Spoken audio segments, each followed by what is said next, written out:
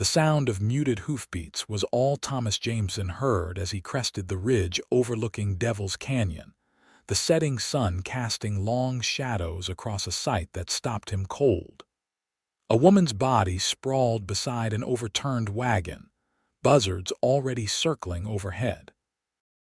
The year was 1875, and the unforgiving New Mexico territory showed no mercy to those who traveled its dusty trails alone. Thomas pulled his bay gelding to a halt, adjusting the worn Stetson on his head as he surveyed the scene below. At 32, he'd seen his share of death in these parts, but something about this tableau struck him differently. Perhaps it was the colorful woven blanket partially covering the figure, or the way her long black hair spilled across the parched earth like spilled ink. "Easy, Mercury," he murmured to his horse, who snorted and tossed his head nervously. Thomas wasn't one to involve himself in others' misfortunes, not anymore, but leaving someone to the buzzards wasn't something he could abide, even if only to provide a proper burial. He guided Mercury down the rocky slope, his hand resting on the Colt .45 at his hip. Ambushes weren't uncommon in this territory, and caution had kept him alive this long. As he approached, he noted the distinctive Cherokee patterns on the blanket, its vibrant blues and reds stark against the desert's muted palette. The woman lay motionless, but as Thomas dismounted and approached carefully, he noticed the slight rise and fall of her chest. She lived, if barely. "Madam," he called, keeping his distance. "Can you hear me?" No response came from the woman. Thomas knelt beside her, noting the fine sheen of sweat on her copper skin despite the cooling evening air. Her face, though drawn with illness, held a striking beauty that caught him off guard: high cheekbones, full lips, and features that spoke of strength. She was young, perhaps mid-20s, and her skin burned with fever. Thomas removed his glove and gently pressed his palm to her forehead, withdrawing it quickly at the alarming heat radiating from her skin. "Lord Almighty," he muttered. A quick inspection of the wagon revealed the story. Medicine bundles of herbs, some spilled across the ground. A broken wheel. A canteen, empty. No sign of traveling companions. She'd been alone when whatever illness had overtaken her struck, leaving her helpless in this desolate stretch of land. Thomas ran a hand through his dark brown hair, considering his options. Cimarron was at least 2 days' ride away. The woman wouldn't last that long without care. The fever burning through her would claim her life long before they reached town. "Well, miss," he said to her unconscious form, "seems like we're in a predicament." Thomas wasn't a doctor, not by any stretch. 8 years as a cowhand on various ranches had taught him some basic skills: how to stitch a wound, set a bone, treat snakebite, but fever was tricky business. Still, he couldn't leave her. He made his decision quickly. There was a small abandoned line shack about an hour's ride east that he'd used before when caught in bad weather. It wasn't much, but it had a roof, walls, and a stream nearby. It would have to do. With gentle hands, Thomas wrapped the Cherokee woman in her blanket and carefully lifted her onto Mercury's back, climbing up behind her and cradling her fevered body against his chest. "Hang on," he whispered, though he doubted she could hear him. "Just hang on." The line shack appeared as the first stars began twinkling in the darkening sky, a humble, weathered structure nestled among a stand of cottonwoods. Thomas had stayed here twice before, most recently during a freak spring blizzard 3 months prior. He hoped no one else had claimed it since then.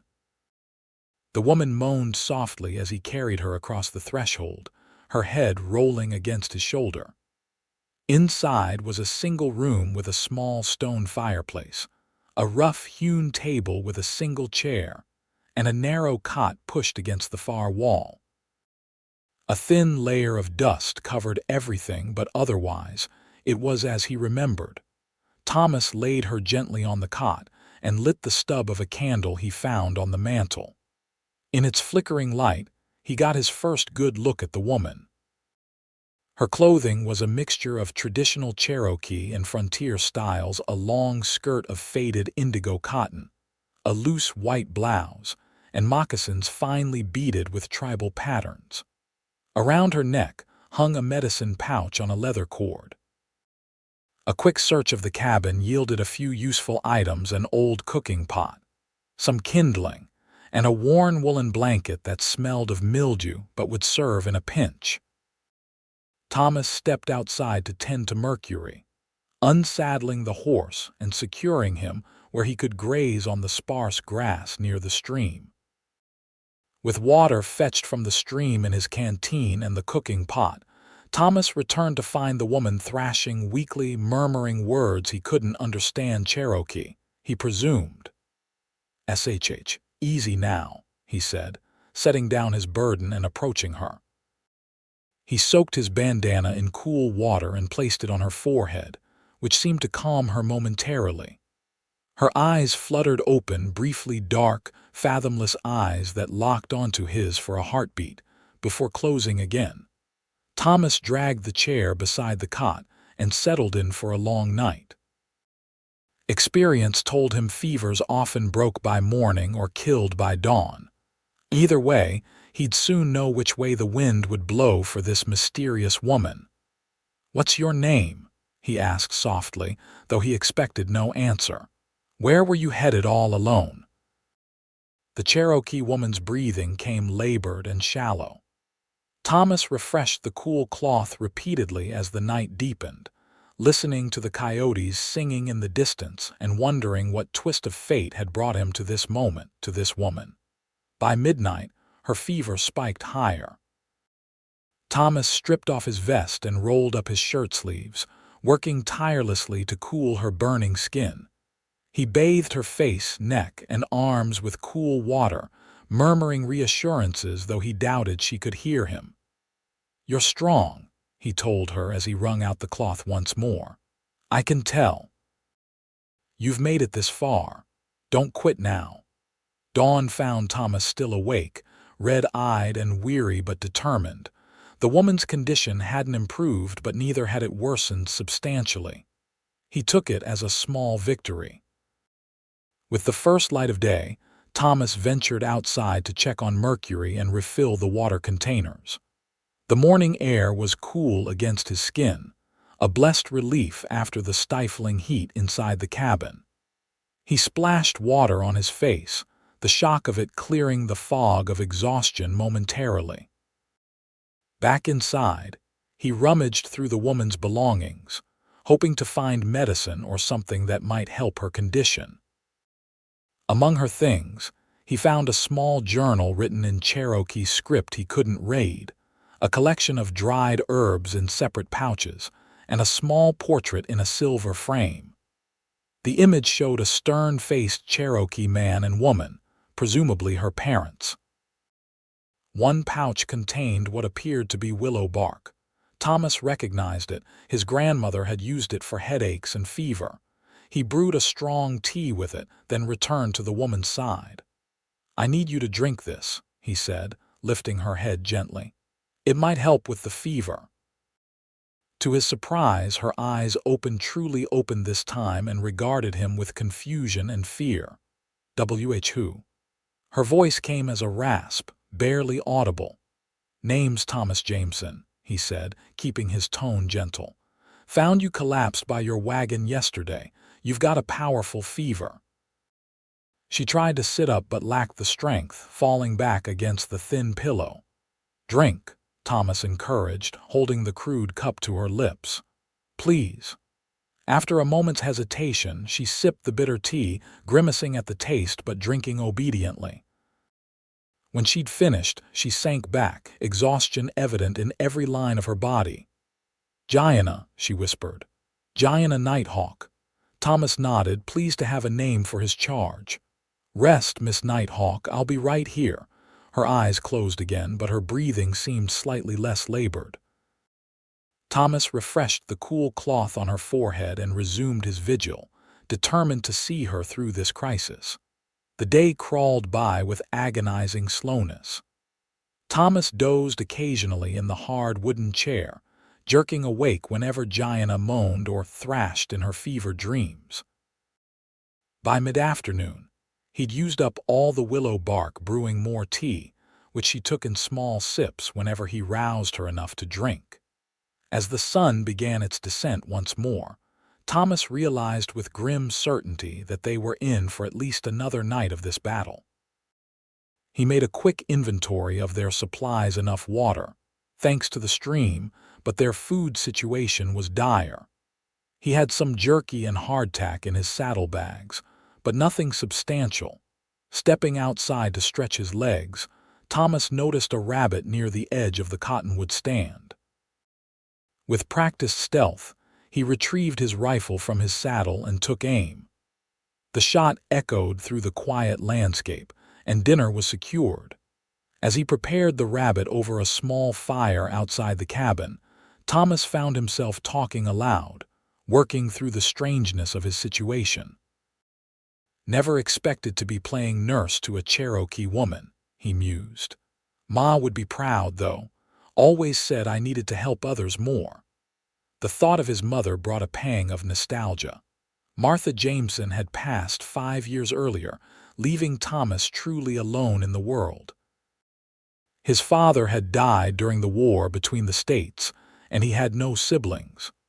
Since then, Thomas had drifted from ranch to ranch, never staying long enough to form connections that might hurt when broken.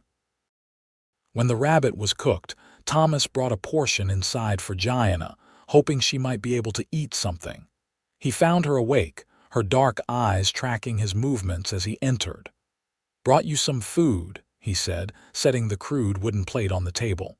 "Think you can manage a bite?" Gianna struggled to sit up, and Thomas moved quickly to assist her, propping her against the wall with the folded blanket behind her back. "Why?" she asked, her voice stronger than before but still rough with illness. "Why help me?" Thomas shrugged, uncomfortable with the directness of her gaze. "Couldn't just leave you for the buzzards, could I?" "Many would," she replied simply. He couldn't argue with that. Relations between whites and Indians remained strained throughout the territories, even with tribes like the Cherokee who had largely adopted peaceful coexistence policies. A lone cowboy helping a Cherokee woman was unusual enough to raise eyebrows. "Well, I'm not many," Thomas said, cutting a small piece of meat and offering it to her. "Small bites. Don't rush it." Gianna ate very little, but Thomas counted it as progress nonetheless. When she could manage no more, he helped her lie back down and placed a fresh, cool cloth on her forehead. "The herbs," she said weakly. "In my bag, the red pouch." Thomas retrieved it quickly. Inside were leaves he didn't recognize. "Brew like tea," she instructed. "Stronger than the willow." Thomas nodded and set to work, glad to have direction from someone who knew what they were doing. As the herbs steeped, filling the cabin with an earthy, medicinal aroma, he noticed Gianna watching him. "You have kind eyes," she said suddenly. "Like my father did." The past tense wasn't lost on Thomas. "He's gone," she nodded slightly. 2 winters ago, pneumonia. Mother followed soon after." "I'm sorry," Thomas said, meaning it. "Lost my parents too." A moment of understanding passed between them, the recognition of shared loss, of lives fundamentally altered by absence. When the herbal infusion was ready, Thomas helped Gianna drink it. The effort seemed to exhaust her completely, and she fell into a fitful sleep almost immediately afterward. Throughout the second night, Thomas continued his tireless ministrations, cooling her skin when the fever raged, offering sips of water during her brief moments of lucidity. By the small hours of the morning, his own exhaustion was so profound that he found himself nodding off despite his best efforts. He jerked awake sometime later to find Gianna watching him, her eyes clearer than they'd been since he found her. "You need rest," she said softly. "I'm fine," Thomas insisted, though his body screamed otherwise. "Lie down," she said, indicating the small space beside her on the cot. "You will fall from that chair otherwise." Thomas hesitated. "Wouldn't be proper." A ghost of a smile touched Gianna's lips. "I think propriety left this cabin when you undressed me to cool my fever." Heat rose in Thomas's cheeks. He had indeed removed her outer clothing the previous night when her fever had spiked dangerously high, leaving her in her undergarments so he could bathe her limbs with cool water. He tried to be as respectful as possible under the circumstances. "That was different," he protested weakly. "Sleep," she insisted. "Just for an hour. I will wake you if I need you." Too exhausted to argue further, Thomas stretched out in the narrow space beside her, careful not to touch her. Despite his intention to rest only briefly, he fell into a deep, dreamless sleep. When he woke, sunlight was streaming through the cabin's single window. Thomas sat up with a start, immediately checking on Gianna. To his immense relief, her skin felt cooler to the touch, and her breathing was deeper and more regular. "Your fever's breaking," he said, unable to keep the smile from his face. Gianna nodded weakly. "The medicine is working. My grandmother's recipe." "Your grandmother must have been a wise woman." "She was a healer," Gianna confirmed. "I learned much from her before she passed." Thomas stood and stretched, his back protesting after the awkward night's sleep. "Are you hungry? I could try to catch another rabbit." "A little broth, perhaps," she said. "Nothing solid yet." Thomas nodded and set about preparing a simple broth from the leftover rabbit. As he worked, he found himself stealing glances at Gianna, noticing details he'd missed in the urgency of caring for her: the small scar at the corner of her right eyebrow, the slight dimple in her left cheek, the graceful line of her collarbones visible above the blanket. He caught himself and looked away quickly. Getting attached would be foolish. Once she was well enough, they would go their separate ways, she to wherever she had been heading, he back to the lonely trail he'd been riding for years. The third day of their unexpected companionship brought marked improvement in Gianna's condition. She managed to sit up for longer periods, eat a more substantial portion of food, and even stood briefly with Thomas's support to move to the chair while he changed the bedding. Thomas found himself increasingly drawn to her quiet strength and dignity. Despite her illness and the vulnerability of her position, she maintained a certain poise that impressed him.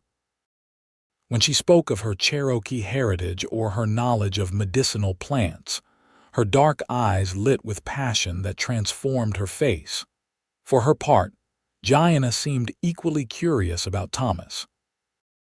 As evening approached and they shared a simple meal of roasted quail he'd managed to catch, she asked about his life. "You said you lost your parents," she began. "Do you have family elsewhere?" Thomas shook his head. "No one. Been on my own since Ma passed 5 years back." "And you work as a cowboy?" "When there's work to be had," he confirmed. "Was heading to Cimarron when I found you. Heard the Alvarez spread might be hiring." Gianna nodded thoughtfully. "It is difficult, being alone in this world." The simple truth of her words struck Thomas deeply. "Yes," he agreed softly, "it is." "I was traveling to my cousin's home near Taos," Gianna volunteered. "She is the only family I have left. When the wagon wheel broke, I tried to continue on foot, but the fever had already taken hold." "What caused it? The fever, I mean." Gianna's hand went unconsciously to a small wound on her lower arm that Thomas had noticed while tending to her. "A thorn from a particular cactus. It carries sickness sometimes. I tried to treat it myself, but you were alone," Thomas finished for her. Their eyes met across the small table, and something unspoken passed between them, an acknowledgement of the vulnerability they both carried. the precariousness of solitary existence in this harsh land. Later, as Thomas prepared to sleep on the floor, having insisted Gianna keep the cot now that she was recovering, she called his name softly. "Thomas." He turned to look at her, struck by how the candlelight played across her features, softening them. "Thank you," she said simply. "Most men would have left me to die." Thomas swallowed hard against the sudden tightness in his throat. "I'm not most men, Miss Nighthawk." "No," she agreed, her dark eyes holding his. "You are not." As Thomas settled onto his makeshift bedding, he found himself contemplating the strange twist of fate that had brought them together. 3 days ago, he'd been a drifting cowhand with no particular attachments or purpose beyond finding his next job. Now, he felt tied to this woman in a way he couldn't quite articulate, bound by the intimacy of having fought for her life alongside her, of having seen her at her most vulnerable. It was dangerous territory, he knew. Once she was fully recovered, they would part ways. Getting attached would only lead to disappointment. Still, as sleep claimed him, Thomas couldn't help but wonder what it might be like to have someone like Gianna Nighthawk in his life permanently, someone strong and kind, with eyes that seemed to see right through to his soul. The fourth morning dawned bright and clear. Thomas woke to find Gianna already up, standing by the window with her blanket wrapped around her shoulders, gazing out at the sunrise painting the distant mesas in hues of gold and pink. "You should still be resting," he admonished gently, rising from his bedroll. She turned to him with a smile that transformed her face, making his heart skip unexpectedly. "I have rested enough. The fever is gone." Thomas approached and cautiously placed his palm against her forehead. Her skin was cool, her eyes clear and bright. Relief washed through him, followed immediately by a contradictory pang of disappointment. Her recovery meant their time together was drawing to a close. "That's good news," he said, masking his conflicted feelings. "Another day of rest, and we can think about getting you to your cousin's place." Gianna nodded, but hesitation flickered across her features. "Yes, of course." They shared a simple breakfast of the last of the quail and some wild greens Gianna had instructed Thomas to gather the previous day. As they ate, she told him more about her life, how she had traveled with her parents when they were relocated from their ancestral lands in Georgia to Indian Territory, how she had later moved with them to a small Cherokee settlement in New Mexico Territory, and how their deaths had left her adrift. "I was apprenticed to my grandmother as a healer," she explained. "When she died, I continued her work in our settlement, but after my parents passed, the memories were too painful. My cousin wrote offering me a place with her family, so I decided to start anew." "Brave thing, traveling alone," Thomas commented. Gianna's gaze was steady. "No braver than living alone as you do." Thomas had no response to that. Instead, he asked about her healing skills, genuinely curious. Gianna spoke at length about the plants she worked with, the traditions passed down through generations of Cherokee healers, and her own innovations. Her knowledge and passion impressed him deeply. As the day progressed, Thomas found various tasks to occupy himself, repairing a loose board on the cabin wall, checking on Mercury, cleaning his rifle. All the while, he was acutely aware of Gianna's presence, of her movements as she carefully sorted through her medicinal pouches or wrote in her journal. By evening, a comfortable familiarity had developed between them. They moved around the small cabin with an ease that belied their short acquaintance, preparing their meal together and sharing stories as darkness fell. "Tell me about your mother," Gianna requested as they sat before the small fire Thomas had built to ward off the evening chill. "You speak of her with such fondness." Thomas smiled, memories washing over him. "Martha Jameson was the strongest woman I've ever known. After Pa died at Gettysburg, she held our small farm together through sheer force of will. Taught me everything worth knowing: how to work hard, treat others fairly, stand up for what's right. She sounds remarkable, Jaina said softly. She was, Thomas agreed. When the fever took her, it felt like the ground disappeared from under my feet. Couldn't bear to stay at the farm without her, so I sold it and headed west. Been drifting ever since. Jaina's hand touched his briefly, a gesture of understanding that sent warmth through his entire body. Sometimes we must wander before we find where we belong again. Thomas looked at her, at this remarkable woman who had fought through fever and abandonment with grace and strength, and felt something shift inside him like a key turning in a lock long rusted shut. "Yes," he said quietly.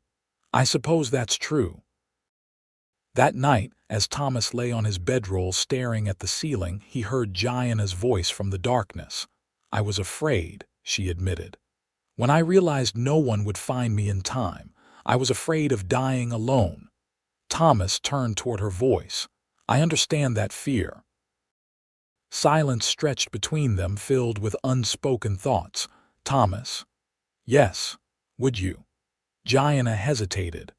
"Would you hold my hand? Just until I fall asleep." Without a word, Thomas moved to the edge of the cot and found her outstretched hand. Her fingers intertwined with his, warm and real and alive. "Thank you," she whispered. Thomas sat beside the cot, holding Jaina's hand long after her breathing deepened into sleep, unwilling to break this tenuous connection between them. Something was happening to him, something he hadn't allowed himself to feel in years. It terrified and exhilarated him in equal measure. The 5th day brought full recovery for Jaina. She moved about the cabin with increasing strength, even venturing outside to gather more herbs from the surrounding area. Thomas watched her work, admiring the sure way she identified plants and explained their properties to him when he asked. "This one," she said, holding up a small flowering plant, "stops bleeding when applied to wounds. And this," she indicated a different herb, "helps with pain, especially in the joints." "You know so much," Thomas remarked. "Your cousin's settlement is fortunate to be gaining such a skilled healer." Something flickered across Jaina's face. "Yes, I suppose so." Later, as they prepared the evening meal together, Thomas broached the subject that had been weighing on him all day. "I figure we could leave tomorrow," he said, trying to keep his tone neutral. "Your wagon's a lost cause, but Mercury can carry us both to Taos. Should take about 3 days. Jaina nodded, her eyes fixed on the pot she was stirring. "That would be most kind of you." An awkward silence fell between them, heavy with things unsaid. Thomas busied himself with cutting the rabbit he'd caught earlier, acutely aware of Jaina's presence mere inches away. "Thomas." Her voice was soft, uncertain. He looked up, meeting her gaze.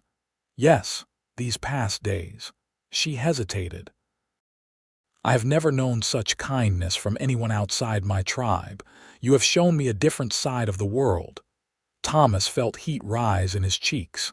"Anyone would have done the same." "No," she said firmly, "they would not. You know this as well as I do." He couldn't deny it. Relations between whites and Indians remained tense throughout the territories, marked by suspicion and often outright hostility on both sides. A white cowboy nursing a Cherokee woman back to health was indeed unusual. "Perhaps," he conceded. "But I'm glad it was me who found you, Jaina." The way her name felt on his tongue like something precious, something he wanted to say again and again, startled him with its intensity. Their eyes held for a long moment before Jaina looked away, a flush coloring her cheeks. "As am I," she whispered. That night, as they sat before the fire, Thomas found himself memorizing everything about her: the way the firelight played across her copper skin, how her hands moved gracefully as she spoke, the melodic cadence of her voice. Tomorrow they would leave this place, and soon after they would part ways. The thought left a hollow feeling in his chest. "Will you tell me about your home?" he asked. "The Cherokee settlement where you lived." Gianna's expression softened with nostalgia. It was small, just 12 families nestled in a valley between two ridges. We built our homes in the traditional way but adopted some ways of the white settlers too. We farmed, raised some livestock, traded with nearby towns. "Sounds peaceful," Thomas commented. It was mostly. There were difficulties, of course. Some people in the region resented our presence, but we kept to ourselves and avoided trouble when possible. She paused, her eyes distant with memory. The valley was beautiful in spring, covered with wildflowers. My mother and I would gather them to dry for dyes and medicines. "You miss it," Thomas observed. Gianna nodded. "Yes, though the memories are painful now, too many ghosts." "I understand that feeling all too well," Thomas said quietly. Their conversation meandered through the evening, touching on their childhoods, their losses, their hopes. With each shared story, Thomas felt the connection between them deepening, growing into something he hadn't expected and wasn't sure he was ready for, yet couldn't bring himself to pull away from. As the fire burned low and the hour grew late, Gianna suddenly asked, "What are you searching for, Thomas Jameson?" The question caught him off guard. "What do you mean? You have been drifting for 5 years," she said. "What is it you hope to find?" Thomas considered her question, looking into the dying embers as if they might hold the answer. "I don't know," he admitted finally. "Peace, maybe. Purpose. A place that feels like home again." Gianna's dark eyes reflected the firelight as she regarded him thoughtfully. "Perhaps what you seek is not a place." The implication hung between them, unspoken but unmistakable. Thomas's heart hammered in his chest as he met her gaze. "Perhaps," he agreed softly. That night, Thomas lay awake long after Gianna had fallen asleep, his mind turning over the possibilities before him. He'd lived a solitary existence for so long that the prospect of something different, something shared, was both alluring and terrifying. Could he open himself to that vulnerability again? And even if he could, would Gianna want the same? She had a life waiting for her with her cousin's family, a purpose as a healer. What could he offer that would compare to that security?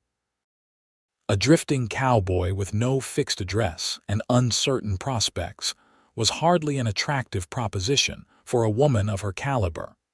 Yet something had grown between them in these 5 days, something real and powerful that he couldn't ignore. The way she looked at him sometimes, with warmth and understanding that seemed to reach into the lonely corners of his soul, made him wonder if perhaps she felt it too. Morning came too quickly. Thomas rose early and went outside to prepare Mercury for their journey. The day promised to be fair, clear skies with a gentle breeze that would make traveling comfortable.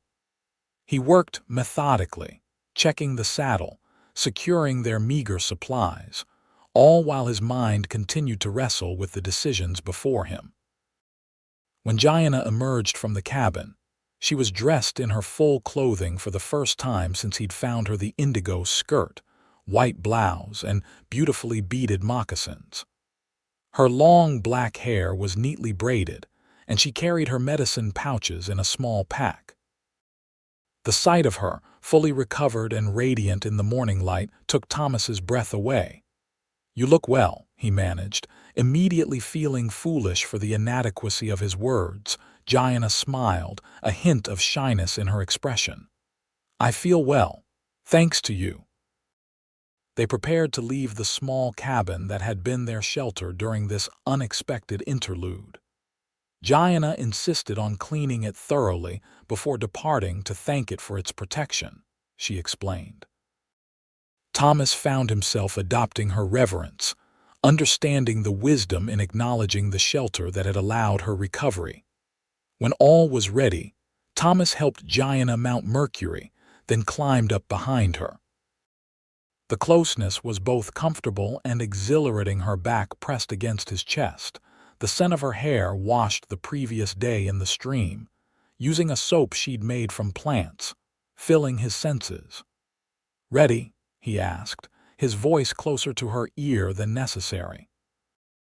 Gianna nodded, and Thomas felt her relax slightly against him. Yes. They rode east toward Taos, following game trails and old trading routes that Thomas knew from his years of wandering. The journey would take them through some rough country, but the weather held fair, and Mercury was strong. As they rode, they continued their conversations from the previous days, learning more about each other with each passing mile. Thomas told her about the ranches he'd worked, the cattle drives he'd joined, the places he'd seen. Gianna shared stories of her people, Cherokee legends passed down through generations, and her experiences bridging two worlds. By midday, they stopped near a small creek to rest and water Mercury. Thomas helped Gianna down from the horse, his hands lingering at her waist perhaps a moment longer than necessary. Her eyes met his with a question in their depths that made his heart race. "Gianna," he began, not entirely sure what he wanted to say but feeling compelled to speak nonetheless. "Yes." Her voice was soft, expectant. The words wouldn't come. Instead, Thomas reached out slowly, giving her time to pull away if she wished, and touched her cheek with calloused fingers. Gianna leaned into his touch, her eyes never leaving his. "I don't want to say goodbye in Taos," he admitted finally, the words feeling raw and exposed. Something like relief washed over Gianna's features. "Then don't," she whispered. Thomas stepped closer, drawn by an invisible force he couldn't resist. "What about your cousin? Your plans?" "My cousin would welcome both of us," Gianna said, "but—" She hesitated, then continued with quiet certainty, "but I find myself wondering if that is still the path I should follow." Hope bloomed in Thomas's chest. "What are you saying?" Gianna took a deep breath. "I'm saying that sometimes life presents us with unexpected turns. Meeting you was such a turn for me, Thomas Jameson. Perhaps the fever was not a misfortune but a blessing in disguise." Thomas's hand moved from her cheek to cradle the back of her head, fingers threading through her silky hair. "I've been alone a long time," he said, his voice rough with emotion. "Never thought I'd want it any other way again. But these past days with you, I know," she interrupted softly. "I feel it too." The distance between them vanished as Thomas lowered his head and Gianna rose to meet him, their lips coming together in a kiss that felt like coming home after a long journey. Her arms wound around his neck as he pulled her closer, both of them pouring years of loneliness and newfound hope into the embrace. When they finally separated, Thomas rested his forehead against hers, eyes closed, savoring the moment. "What do we do now?" he asked. Gianna's hands came up to frame his face, prompting him to look at her. "Now," she said with a small smile, "we decide our path together." The realization that he didn't have to face the future alone anymore, that this extraordinary woman might choose to walk beside him, filled Thomas with a joy he hadn't experienced in years. Yet practicality asserted itself too. "I don't have much to offer you," he said honestly. "No land, no permanent home, just myself and whatever work I can find." Gianna's expression grew serious. "Among my people, wealth is measured differently by character, by how one treats others, by the strength of one's heart. By those measures, Thomas Jameson, you are a rich man indeed."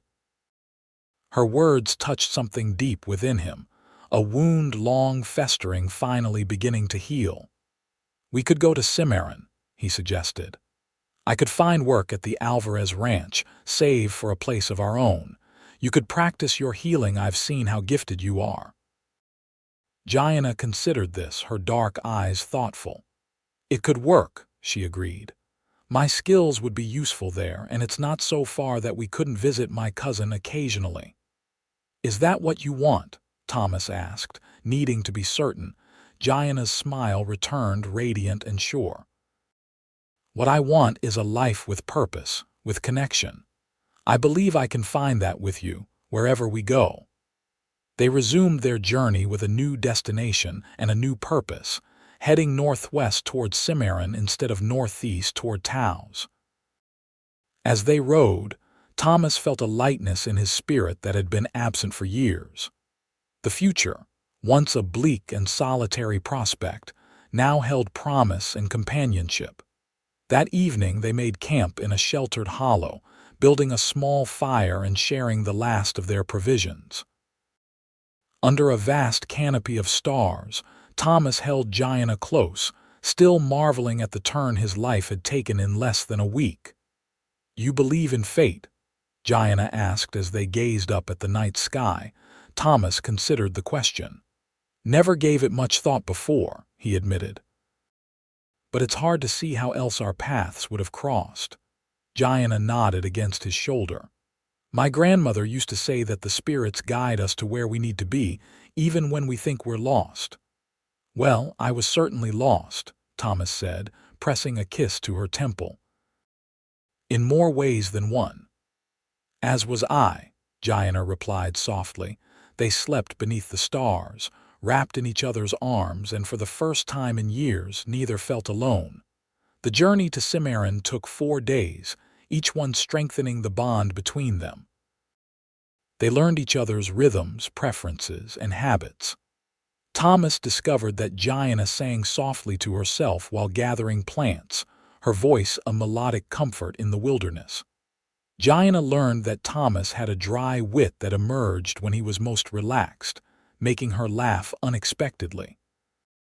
They also faced challenges together: a sudden thunderstorm that forced them to seek shelter in a shallow cave, a river crossing that proved more difficult than anticipated, a brief encounter with a small band of travelers who regarded the Cherokee woman and white cowboy with undisguised curiosity and some suspicion. Through it all, they functioned as a team, each complementing the other's strengths and compensating for weaknesses. Thomas's practical knowledge of the land and survival skills merged seamlessly with Gianna's medicinal expertise and spiritual wisdom. Cimarron came into view on the afternoon of the 4th day, a dusty frontier town nestled in a valley, with mountains rising majestically in the distance. From their vantage point on a ridge overlooking the settlement, it looked both promising and intimidating.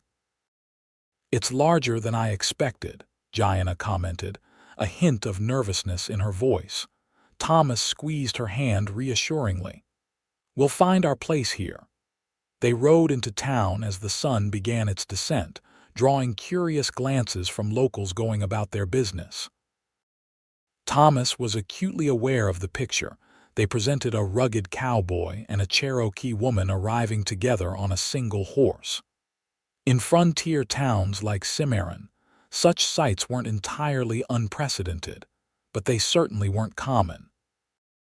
Their first stop was the general store, where Thomas inquired about rooms for rent and the whereabouts of the Alvarez Ranch.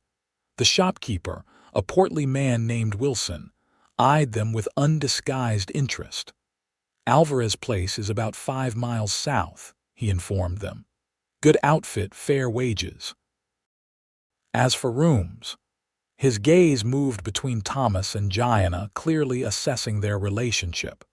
"Widow Sanchez rents rooms over on Pine Street. Decent place, clean. She don't ask many questions, neither." Thomas nodded his thanks, understanding the implicit message. "Much obliged." They found the Widow Sanchez's boarding house easily enough, a 2-story structure with a small garden out front. The widow herself answered their knock, a diminutive Mexican woman with silver-streaked black hair and shrewd dark eyes that took their measure immediately. "We need a room," Thomas said, removing his hat respectfully. "Just arrived in town." The widow's gaze lingered on Gianna, noting her Cherokee features. "I have one room available," she said finally, her accent thick but her English clear. $5 a week includes breakfast.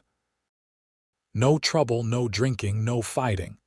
"Yes, madam," Thomas agreed readily. "That's fair. You are married?" she asked directly. Thomas glanced at Gianna, who met his gaze steadily. "Not yet," he answered honestly, "but we will be soon as we can find a preacher willing." The widow considered this, then nodded once. "Ordinarily I would not allow, but I see how you look at each other, and I judge character, not circumstances." She stepped aside to let them enter. "Room is upstairs, end of hall, bath house out back. Dinner at 6 if you want it, 50 cents extra." Their room was small but clean, with a double bed, a washstand, a small table with 2 chairs, and a narrow wardrobe. A single window looked out over the back garden and the mountains beyond. "It's perfect," Gianna said when the widow had left them. "A good place to begin." Thomas set down their few possessions and took her in his arms. "A very good place," he agreed, kissing her softly. They settled into a routine quickly. Thomas rode out to the Alvarez ranch the following morning and secured work as a ranch hand. Don Alvarez, the owner, was a fair-minded Mexican-American who judged men by their work ethic rather than their background or who they chose to love. When Thomas mentioned that Gianna was a skilled healer, Don Alvarez expressed immediate interest. "My wife has been suffering with her joints," he explained. "The doctor in town has been no help. Perhaps your woman could visit." Within 2 weeks, Gianna had established herself as a respected healer, not only treating Senora Alvarez's arthritis with remarkable success, but also attending to various ailments among the ranch hands and their families. Word spread to town, and soon she was receiving visitors at the boarding house, seeking her remedies and wisdom. The widow Sanchez, initially reserved, warmed to them as she observed their dedication to each other and their work. She became something of a protective figure, especially for Gianna, who faced occasional prejudice from less open-minded townspeople. "You ignore those fools," the widow advised one evening after Gianna had returned upset from an encounter with a shopkeeper who refused to serve her. "They fear what they do not understand. Your healing touches lives that matters more than their ignorance." True to his word, Thomas began searching for a preacher who would marry them. It proved more challenging than anticipated. Many clergymen in the area were reluctant to officiate a union between a white man and a Cherokee woman, regardless of their obvious devotion to each other. "Perhaps we could have a Cherokee ceremony instead," Gianna suggested one night as they lay together in their small room. "It would be binding in my eyes, if not in the eyes of your law." Thomas traced the curve of her cheek in the moonlight streaming through their window. "I want you to have both," he said firmly. "You deserve to be recognized as my wife everywhere, by everyone."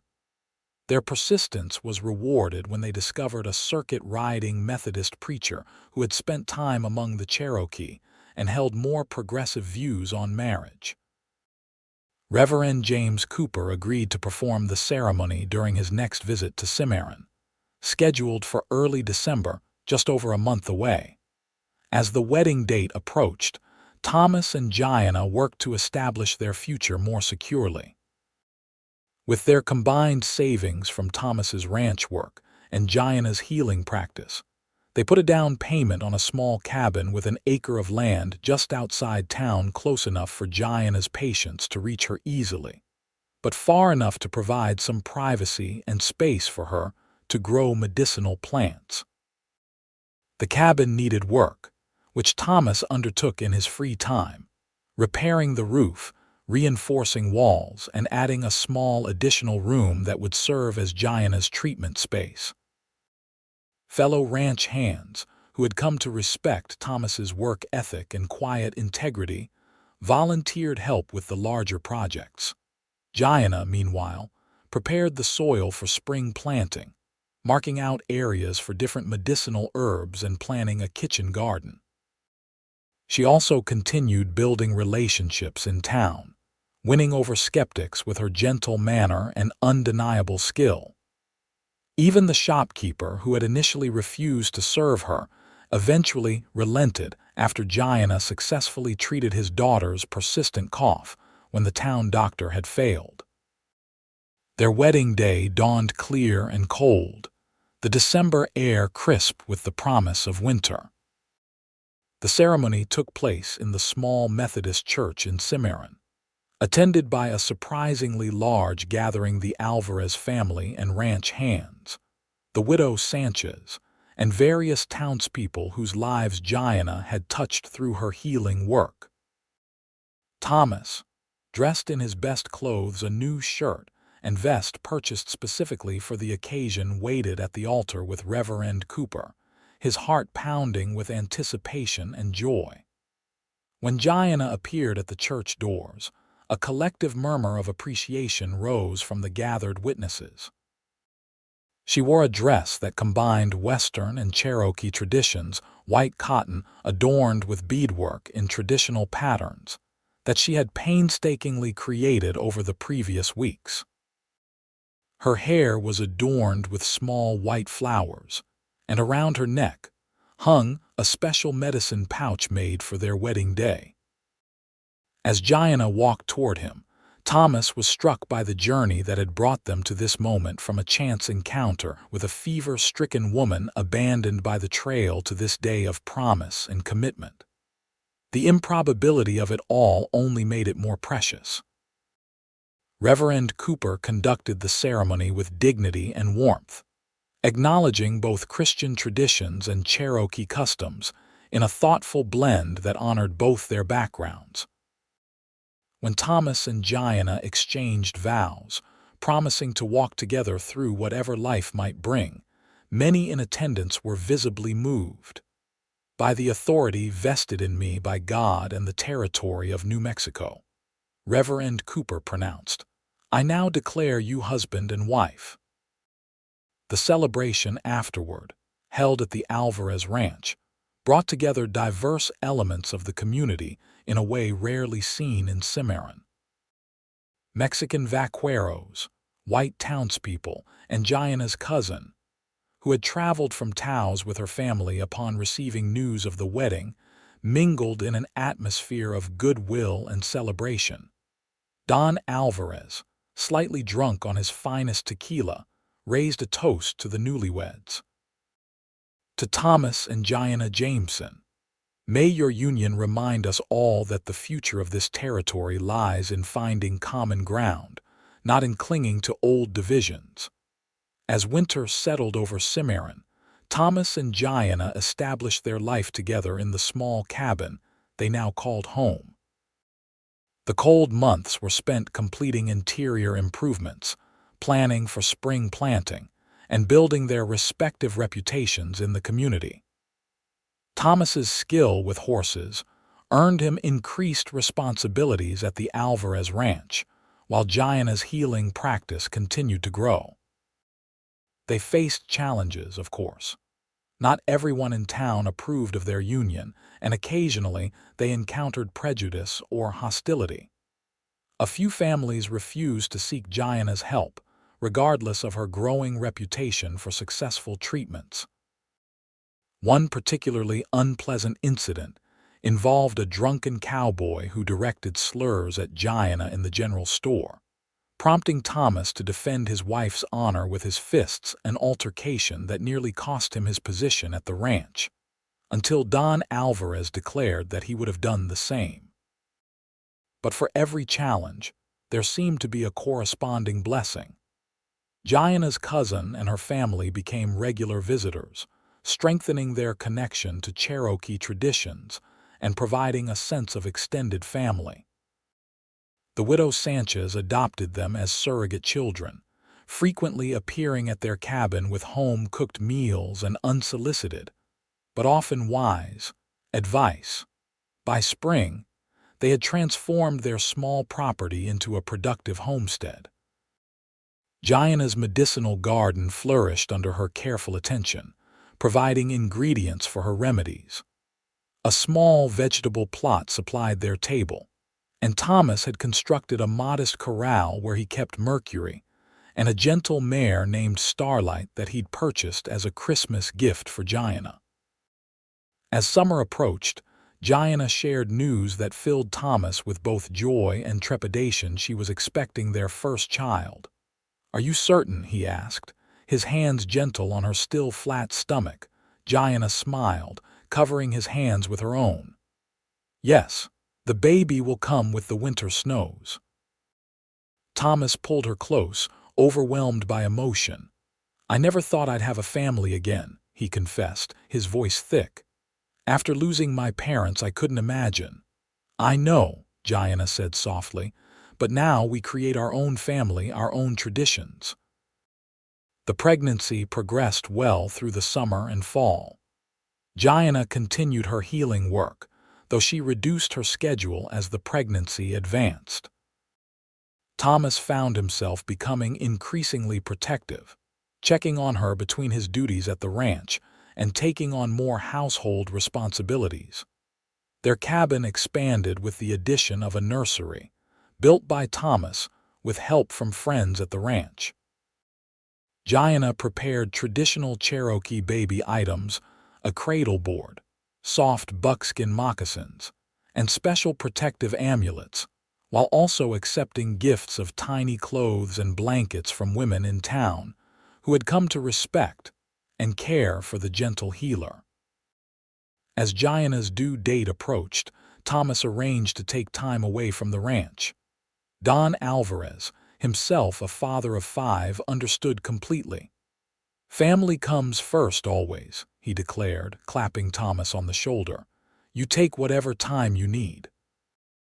The winter of 1876 arrived with unusual gentleness, bringing light dustings of snow rather than the heavy storms typical of northern New Mexico. On a clear December night, almost exactly 1 year after their wedding, Giana went into labor. Thomas sent for the midwife, a Mexican woman named Sofia, who had become one of Giana's closest friends in Cimarron, and prepared for the long night ahead. Giana faced the pain with remarkable composure, drawing on both her Cherokee traditions and her own knowledge as a healer. "You are strong," Thomas told her as he wiped her brow between contractions, echoing the words he had spoken during her fever more than a year earlier. "You can do this." Giana gripped his hand, her dark eyes meeting his with determination. "We are strong together," she corrected. After 8 hours of labor, their son entered the world with a robust cry that filled the cabin and their hearts. Sofia cleaned and swaddled the infant before placing him in Giana's arms. "He is perfect," Sofia declared. "Strong lungs, good color. You have a healthy son." Thomas stared in wonder at the tiny being they had created, a perfect blend of them both, with Giana's copper skin and black hair, but with eyes that already showed hints of Thomas's gray-blue coloring. "What shall we call him?" Thomas asked, his voice barely above a whisper as he touched his son's cheek with a gentle finger. Giana looked up at her husband, exhaustion and joy mingling in her expression. "I thought perhaps we could honor both our families," she suggested. "David, after your father, and Adahi as his middle name. It means lives in the woods in Cherokee." "David Adahi Jameson." Thomas tested the name, feeling its rightness. "It's perfect. He's perfect." The winter passed in a blur of midnight feedings, diaper changes, and the countless small adjustments that come with new parenthood. Thomas and Giana took turns caring for their son, each developing their own ways of soothing his cries and celebrating his small developments. By spring, life had settled into a new normal. Thomas returned to work at the ranch, though Don Alvarez accommodated his need for more regular hours so he could be home with his family. Giana gradually resumed her healing practice, often with David strapped to her back in a traditional cradleboard as she tended her garden or prepared remedies. Their son thrived, growing strong on his mother's milk and the love that surrounded him. He became a favorite in town, with the widow Sanchez declaring herself his honorary grandmother and spoiling him shamelessly. Even those who had initially disapproved of Thomas and Gianna's marriage found it difficult to maintain their prejudice in the face of such an obviously cherished child. As David's first birthday approached, bringing them full circle through the seasons, Thomas and Gianna reflected on the extraordinary journey that had brought them together. "If I hadn't fallen ill," Gianna mused one evening as they sat on the porch of their cabin, watching the sunset paint the distant mountains in gold and crimson, "if you hadn't found me when you did." "I try not to think about that," Thomas admitted, his arm tightening around her shoulders. "The thought of never knowing you, never having this life," he glanced through the open door to where David slept peacefully in his crib. "It's unbearable." Gianna leaned into his embrace. "My grandmother would say it was meant to be that our spirits recognized each other, even through the fever and exhaustion." Thomas considered this. Once, he might have dismissed such spiritual beliefs, but his time with Gianna had opened him to different ways of understanding the world. "I think she would be right," he said finally. "Because from the moment I saw you, even as sick as you were, something in me knew." "Knew what?" Gianna asked, looking up at him. Thomas smiled, brushing a strand of hair from her cheek in a gesture that had become familiar and beloved. "That my wandering days were over. That I'd found my way home at last." As the stars began to appear in the deepening blue of the evening sky, Thomas and Gianna Jameson sat in contented silence, listening to the gentle breathing of their son and the distant sounds of Cimarron settling down for the night. From the most unlikely of beginnings, a Cherokee woman left to die of fever, a cowboy who cooled her brow for 3 days straight, had grown a love that defied conventions and created a family that bridged 2 worlds. And in that bridge, in that union of different traditions and experiences, they had found something rare and precious, a love strong enough to heal the wounds of the past and face whatever the future might bring, together. When David was 3, Gianna gave birth to twins, a boy and a girl they named William and Sarah, honoring both Thomas's maternal grandfather and Gianna's mother. The Jameson family became a fixture in Cimarron, respected for their hard work, integrity, and the healing skills that Gianna passed on not only to her children, but to other interested young people in the community. Thomas eventually became foreman at the Alvarez Ranch, a position that allowed him to provide well for his growing family while still having time to be an engaged father.